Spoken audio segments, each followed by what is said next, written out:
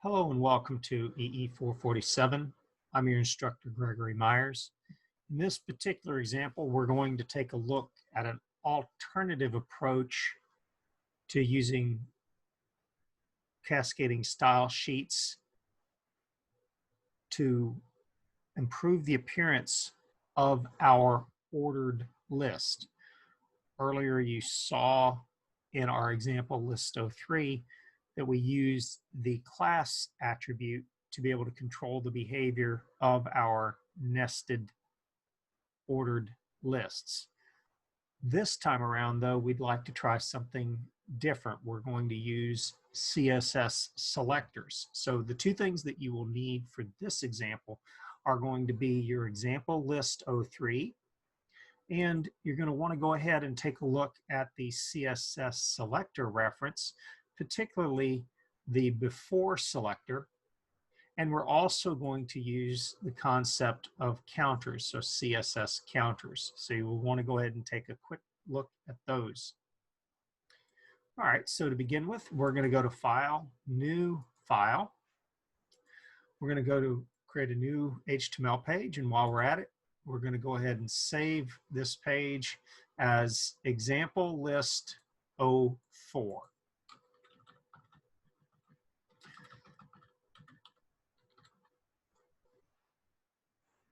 Our example list 04, we're also going to make the title,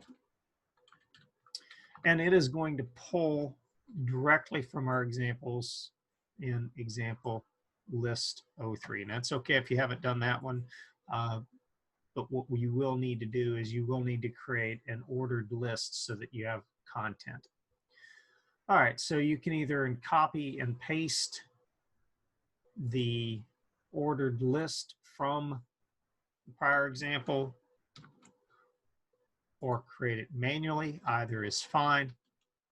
In this case, I'm going to go ahead and copy and paste it. And if you notice, if I save it, you'll see that we are back then to the default behavior with the numeric incrementing, essentially resetting itself with each one of the nested ordered list. Okay. Now, for this example, we do not need the class attributes. So as a matter of fact, just to further emphasize how we're going to be doing this differently, I'm going to go ahead and remove those. I don't want it to be implied that we're leveraging those at all. So go ahead and remove those completely. And then what we want to do is, once again, we want to create our own style, or a style tag inside of the head tag. I'm going to go ahead and move this. Sorry. Move this over here to the right a little bit so we can still see what we're doing in hopes of matching this.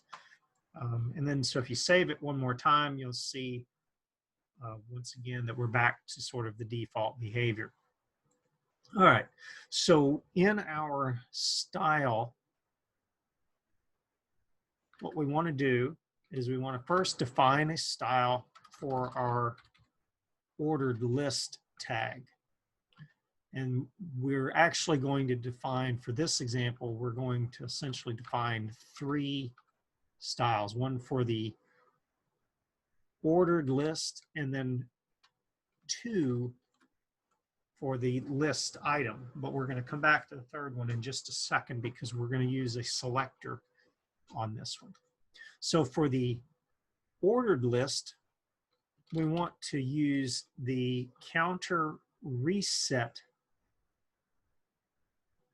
to reset the counter, or to control the behavior of resetting the counter, and we want to link it to the item. And you can see there was a number of defaults. In this case, what we want to do is we want to specify the item. The second step in this part right here is actually optional, but we want to affect how the list item is displayed, and we want to specify that it is going to be a block. And then the third thing that we want to do is we want to specify a selector for the list item, and we're going to use the before selector.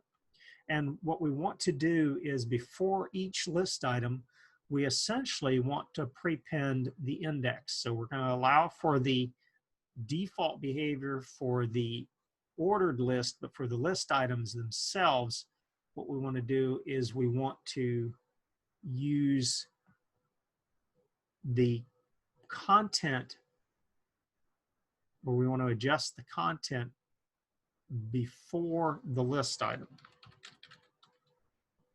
And so we're going to adjust the content, and we are going to use the counters, and we're going to use the item to control the index behavior.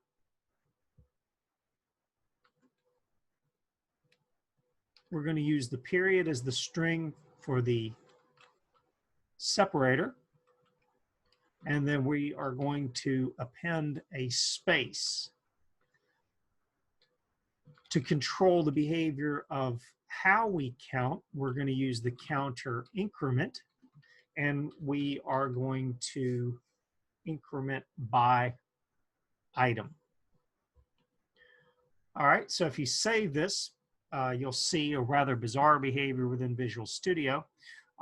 It doesn't actually do anything other than actually remove the default behavior for the ordered list. So instead, what you want to do